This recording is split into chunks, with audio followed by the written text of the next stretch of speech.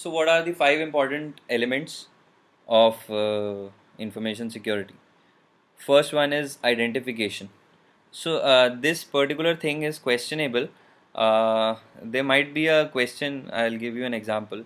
They'll just ask you, give you a scenario wherein a person has proved himself by entering a correct password. So what is the element of security involved in that particular process? So the answer would be authentication.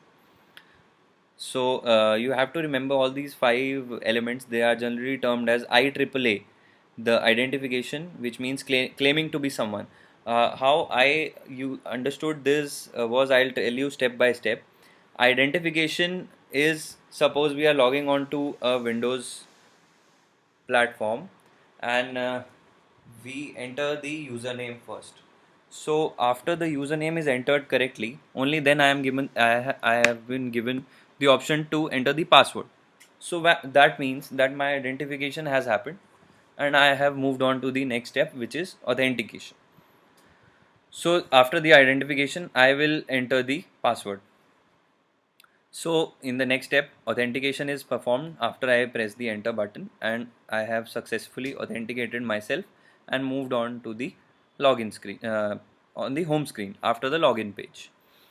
So then comes the authorization. So now once you are in the system, there are some things you are authorized and something you are not authorized by the role which has been decided by the administrator. So then authorization comes into place. So you will access the resources through the authorization. Then comes auditing. Auditing will contain all the records of logs that you do. Whatever actions you do are then saved in the audit log part of the system. So and thereafter comes accounting. Accounting is reviewing the log files and holding subjects accountable for their actions, which is generally done by the administrator.